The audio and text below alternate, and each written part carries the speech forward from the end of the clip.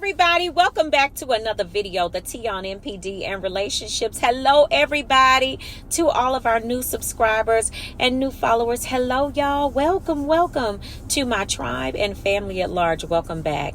Thank you all so much for coming back and watching another video. Of course, y'all know I like to always mention on Thursday nights we go live right here on the channel. Yes indeed we do. I'd love to see you here, each and every one of you. Come on out to the Thursday night live stream. I believe it will help you take your healing, come on here, to the next level. And that's 5 p.m. Pacific Standard Time. 5 p.m. Pacific Standard Time. We're live right here on the channel. Of course, the goal of the day, each time we drop a video, is 1.2K plus. All right? If you rocks with your girl. If you rocks with your girl, hit that like button for me one time. All right, y'all. So let's jump into the topic of this video. I want to get right to it. I want to talk about what actually triggers the devalue discard stage with the narcissist. A lot of times, you know, when you start going through the devalue discard stage with the narcissist, it's, you know, it's literally out of the blue. I know y'all gonna testify in the comment section, but this is something that typically happens kind of like out of the blue. Like, wait, what happened? Like, how did this thing just switch up and turn around? You know, why is this person treating me like this? You know, what's happening right here? So basically, you know, these crows, you know, because, you know, these crows ain't loyal. All right. These crows ain't loyal. I said it. They're not. So I'm going to talk about, first of all, let me talk about the side piece, okay, or the secondary supply. I'm going to talk about what actually triggers the devalue discard. Now, a lot of times people may be the side piece or the secondary supply and not even know it, because narcissists can be so secretive, and a lot of times they don't like to tell you what's actually happening in their lives. And that's even if you're the primary supply. They still want to keep you on limited information. There's a reason for that, you know, because the less you know, the more they can control you, right? So with the secondary supply, what typically happens to trigger the devalue discard with the secondary supply is this. You probably started to ask too many questions. You possibly started to put up a few boundaries and say no to a couple of things. Now, in either case, with the secondary supply or primary, it doesn't matter. That word no, that's going to get you to a devalue discard quick, okay? Because at that point, the narcissist recognizes that you are starting to set up boundaries.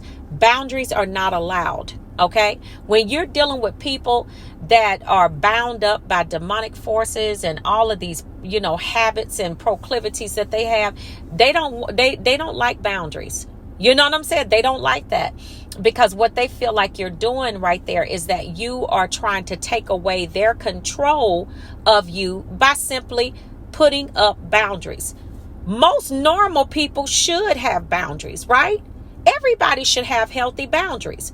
Narcissists don't believe in that, because what they want is total control over you. Okay. So a secondary supply, what typically happens with them is if the secondary supply says no to something, starts to put up boundaries, and then not only that, start to kind of question them, put pressure on them about, like, sometimes the narcissist will introduce secondary supplies to their families. Now, the only reason that they will do this, and the only people that they will allow you to meet usually, is going to be probably that messy side of the family, you know, where they keep up a lot of drama, chaos, confusion. You might be allowed to meet a few people over there. But the core of the family, the ones that have good sense, the ones that have some class and dignity about themselves, they won't allow you to meet them. Okay. They're only going to allow you to meet the people that are in agreement with their trash. Now, these people probably, if you're the secondary supply, they know about the primary supply, but usually what's going on with that is that they don't like the primary supply. So, and then not only that, the narcissist will bring you around them too, to see what they may be able to get out of you. Because at the end of the day, it doesn't matter, primary or secondary supply.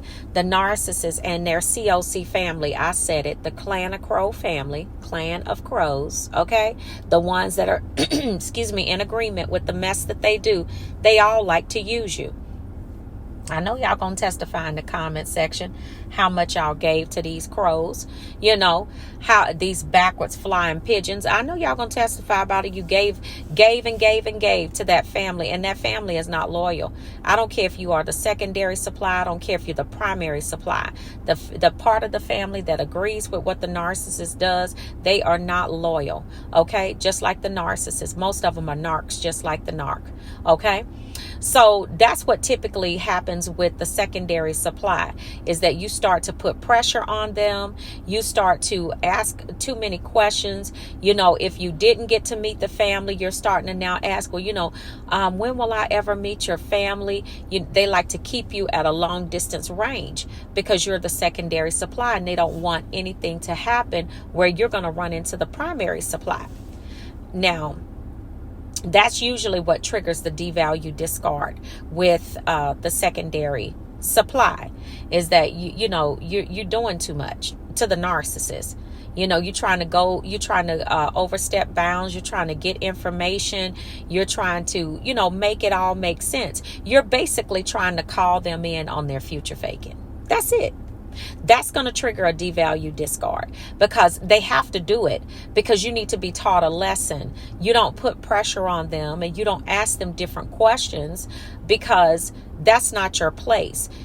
To a secondary supply, now they probably would have lied to you. Some of them will tell you that they were in a marriage or whatever, but most of the time they won't tell you that type of thing, because they want you to think that you're the only one, because they know that they can extract the maximum amount out of you, fuel and everything else they want, by making you think you're the only one. All right, so that's what usually typically triggers the devalue discard of the secondary supply. So once all of that starts to happen, you start asking questions, putting pressure on them. It's time for you to get devalued, told how horrible you are, and why are you doing this? You've changed. You're not the same person, when all it is that you're just asking them to make good on their promise. That's all. And you're not the main supply, so you got to go. And they have to go over there and love bomb the primary supply and put you on hiatus, okay? And it comes out of nowhere at the most inopportune times, when you're sick, on a holiday, your birthday. This is how they do it. Now, moving over to the primary supply. The primary supply, now the way that they treat the primary supply, this is how it goes with them, because the primary supply is the one that is with the narcissist, usually on the day-to-day. This is usually either the spouse or the mother of the narcissist children, or the father of the narcissist children, something like that. The way that they treat the way that they devalue and discard the primary supply is similar, but because the primary supply is the centerpiece of the fuel matrix, the primary supply has to be, they have to remain in place. Hopefully, the narcissist tries to keep the primary supply in place at all costs if they can. Now, what typically happens though, when I say keep them in place, that means that they have to get to that devalue discard right after the love bomb, so they can start to reinforce the trauma bond. Now, because the primary supply is the centerpiece of the fuel matrix, it makes the secondary supply, the primary one, makes the secondary supplies fuel potent. Why? Because the narcissist is cheating on the primary supply with the secondary, which gives them, another level of euphoria, to know that they're cheating on you, to know that they're sneaking around behind your back. I'm telling you, it's demonic. They love it. It gives them a high, a euphoric high, like you wouldn't even understand in their minds. Why? Because it's just wicked. But this is who they are. So with the primary supply, what's going to trigger the devalue discard with that is that basically, you start to go too deep. You start to, You basically have told them how much you love them, how much you're in love with them, and you start to really want to take the conversation and elevate that thing to the next level. Well, they've been future faking and telling you all of these lies. You never knew it was lies. You thought that, you thought these birds were for real. You thought these Chinese crested really had your back. No, they didn't. I want y'all to hit that like button for me, family, because this is what they do.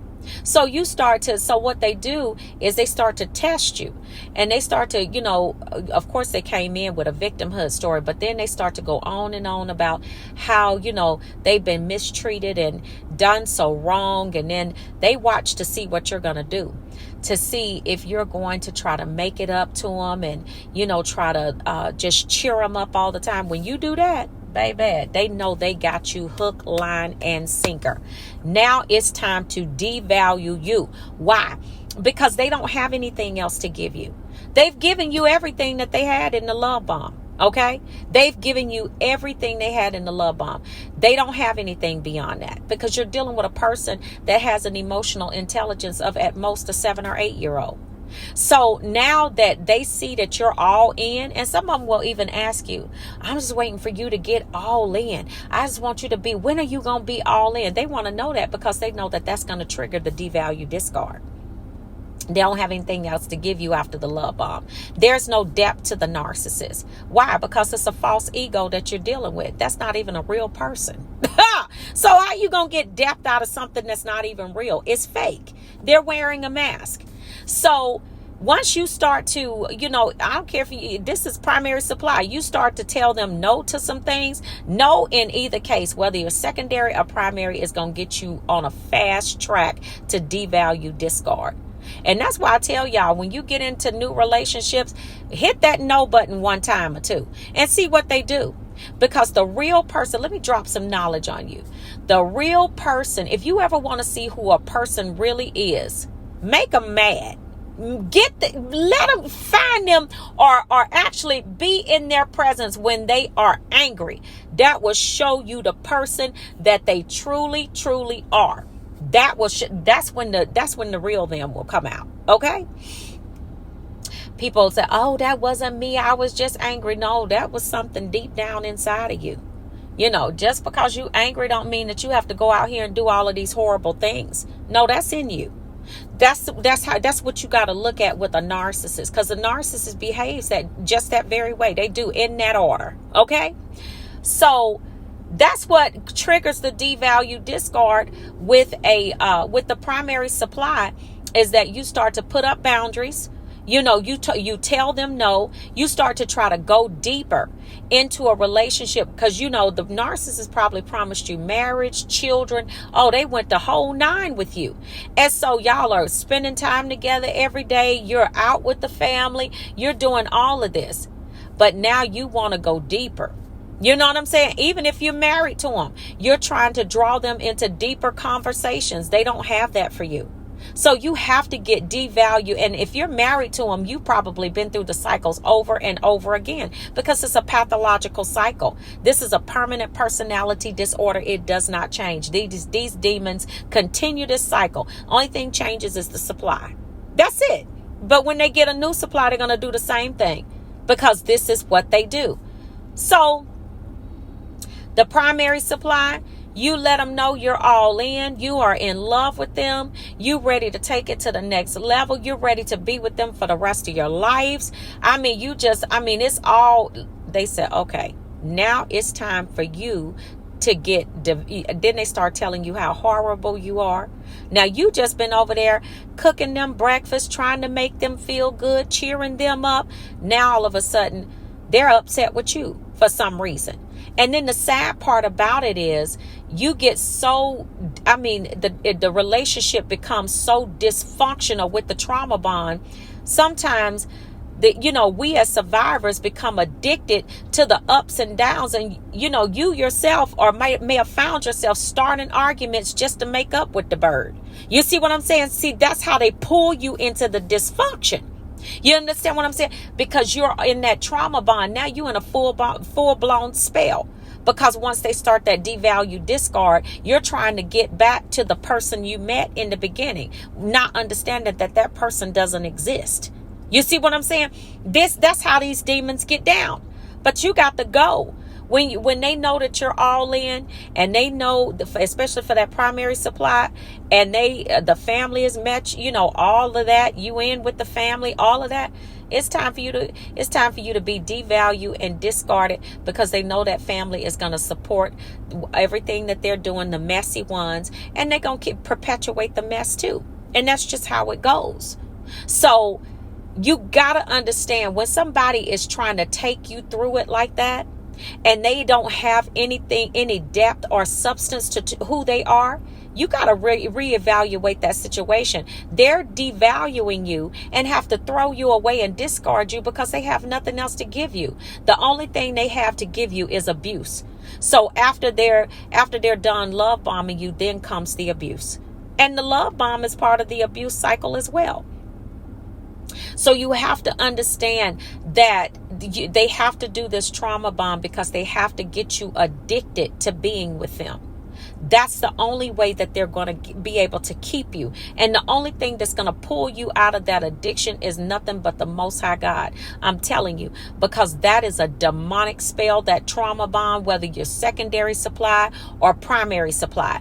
You are going to need some spiritual assistance, because what they've done to you, the way that they lied to you to get you all caught up in that mess, in their web of deception and lies, is nothing more or less than soul rape. They basically took something from you without your permission, because they lied to you. How many of you would have given yourself over like that to a person if they told you exactly what their agenda was? No. So they stole. That means they took it without your permission. I gave you this under false pretenses. You lied to me and I gave you this. That's soul rape. I don't care what nobody says. It is. That is. I said it. So family, I wanted to put this out here for you because I want you to understand. Listen, when somebody is giving you too much too soon, you got to pay attention to that. They don't know you well enough to do that. Those are red flags. That's signs of a person that's not healthy. Even if they're not a narcissist, they're still not healthy. They're toxic. Why? How you doing all of that in the beginning?